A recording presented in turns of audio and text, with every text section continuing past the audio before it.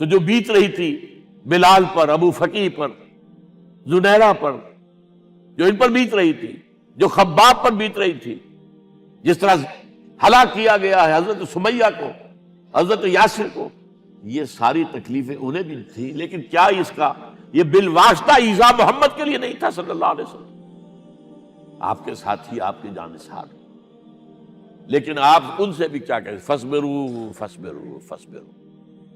جب ابو جہل بدترین ٹارچر کر رہا تھا حضرت سمیہ اور حضرت یاسر کو رضی اللہ تعالی عنہما، آپ کے علم میں ہے کیسی کیسی ٹارچر کی ہے؟ جوان بیٹے کو باندھ دیا ایک ستون کے ساتھ، اس کی نگاہوں کے سامنے برہنہ کیا ہے ماں کو،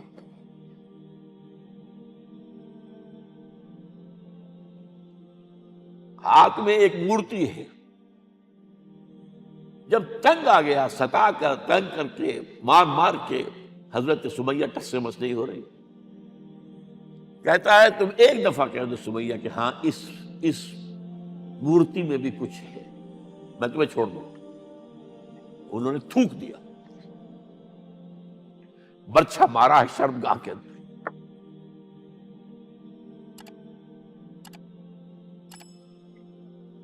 کتنی تکلیف پہنچی ہوگی ان کو، لیکن آپ گزر رہے، اصبروا یا آل یاسر فإن موعدکم الجنہ، اے یاسر کے گھر والوں صبر کرو، تمہارے استقبال کی تیاریاں ہو رہی ہیں جنت میں۔ یہ سیرت کوئی بناتا سناتا ہے، یہ سیرت یاسر کے ساتھ کیا کیا ہے؟ 4 اونٹ نر سانڈ، اور ان کے ساتھ رسے باندھ کر، ایک رسے سے ان کا ایک بازو باندھا، ایک سے دوسرا بازو، ایک سے ایک ٹانگ، دوسرے سے دوسری ٹانگ، انہیں دوڑایا ہے کہ پرکھتے ہو جیسے قسم کے۔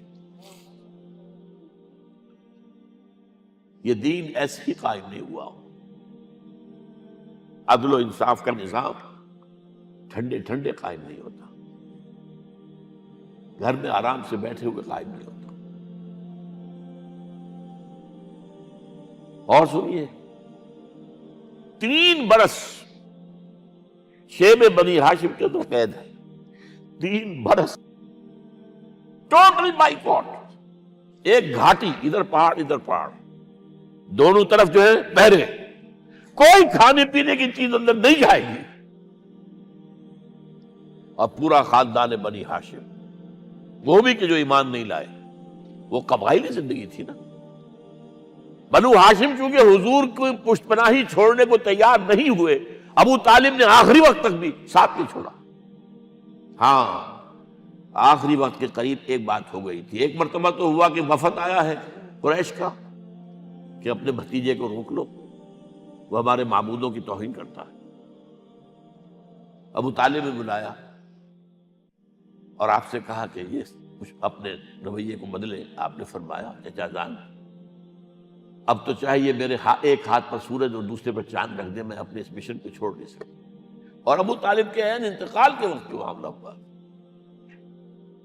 جب وفد آیا ہے کہ ٹھیک ہے اب ہمارا جو ہے صبر کا پیمانہ لبریز ہو گیا ہے، اب ٹھیک ہے آ جاؤ میدان میں، تم بھی ساتھ چھوڑنے کو تیار نہیں ہو۔ ابو طالب نے بلایا اس کو، بھتیجے مجھ پر اتنا بوجھ نہ ڈالو جو میں برداشت نہ کر سکوں۔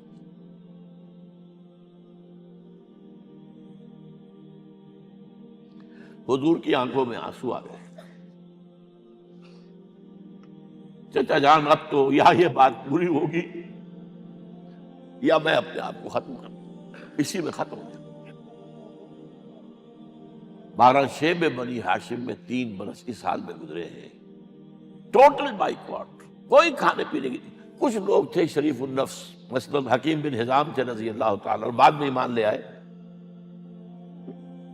حضرت خدیجہ کے وہ رشتہ دار تھے، وہ پہاڑ پر چڑھ کر ایک طرف سے رات کی تاریکی میں، دونوں دروازے تو بند ہیں، پہاڑ پر چڑھ کر چوٹی سے نیچے اتر کر کوئی چیزیں کھانے پینے کی دے آئے بس صلی اللہ علیہ وسلم۔ کوئی اور ایک آدھ ہوگا ایسا۔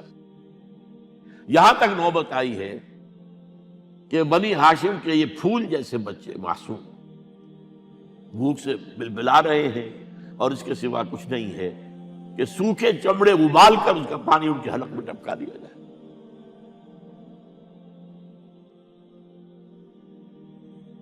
اور جو ہوا وادی طائف میں، جب مکے والوں نے فیصلہ کر لیا کہ آپ قتل کر دو، ابو طالب بھی فوت ہو چکے ہیں، اب کوئی اندیشہ نہیں، کوئی خانہ جنگی شروع نہیں ہوگی، کوئی انٹرا ٹرائبل وار نہیں ہوگی، تو آپ طائف گئے ہیں۔ شاید وہاں کے 3 سردار تھے بڑے، اور یہ طائف اصل میں قریشی کا سمجھیے کہ یہ ان کا گرمیوں کا یہ صحت افزا مقام تھا۔ یہ تمام جو سردار تھے مکے کے، ان کی جائیدادیں وہاں تھی، باغات تھے، اور وہاں کے بھی 3 سردار تھے، تو شاید ان میں سے کسی کو اللہ توفیق دے دے۔ وہاں گئے ہیں اور صرف ایک ساتھ ہیں، حضرت زید بن حارثہ، حضرت ابو بکر بھی ساتھ نہیں، سائے کی طرح ساتھ رہنے والا بھی ساتھ نہیں تھا۔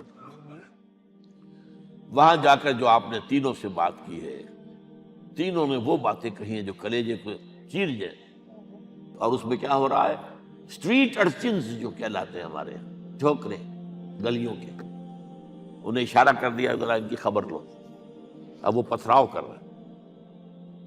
جیسے ہمارے ہاں کوئی آ جاتا ہے، کوئی نیم پاگل یا کوئی اور کسی طرح کا مست قسم کا آدمی، اور اس کے اوپر چھوکرے چاروں طرف ہوں اور ستا رہے ہوں، یہ نقشہ تھا، اور طائف کی گلیاں تھیں، اور محبوب رب العالمین تھے۔ ادھر سے پتھر آ رہے ہیں تو زید بن حارثہ رکاوٹ بن گئے، لیکن پیچھے سے آ رہے ہیں، وہ کیسے روکیں گے؟ پیچھے جاتے ہیں تو ادھر سے آ رہے ہیں۔ جسم لہو لہان ہے، خون رس رس کر زخموں سے جوتیوں میں آ کے جم گیا ہے۔ پھر وہاں سے آپ نکل کر گئے ہیں، ایک باغ میں تھوڑی سی پناہ لی ہے تھوڑی دیر کے لیے، جوتے بڑی مشکل سے اترے ہیں، خون جمع ہوا، اور وہ جو پھر دعا نکلی ہے آپ کے، وہ کلیجے کو چیر جانے والی ہے۔ اللہم الیک اشکو ضعف قوتی وقلت حیلتی وحوانی علی الناس، اے اللہ تیری جناب میں فریاد لے کر آیا ہوں، اپنی قوت کی کمی کا، اپنے وسائل کی کمی کا، اور لوگوں میں جو رسوائی ہو رہی ہے، الی من تکلنی الی بعید یتجہمنی او الی عدو ملکت امری، مجھے کس کے حوالہ کر دیا ہے؟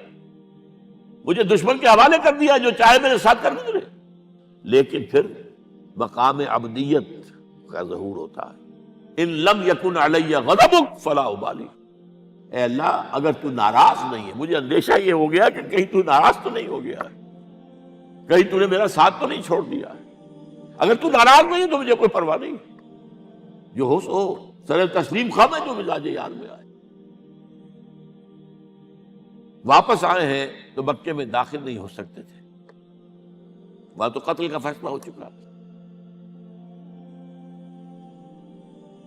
بہرحال یہ چند باتیں میں نے آپ کو بتائی، باقی تو یہ کہ غار ثور ہے کیسی کیسی، اور پھر غزوہ بدر سے پہلے کی رات ہے، اور وہ آپ کا زندگی کا طویل ترین سجدہ ہے۔ اس میں جہاں تک یہ الفاظ بھی آپ نے کہہ دیا، اللہ اگر کل یہ جو 313 یہاں جمع ہیں اگر یہ ختم ہو گئے تو پھر قیامت تک تیرا نام لینے والا کوئی نہیں ہوگا، میں آخری رسول اور میری یہ 15 برس کی کمائی ہے۔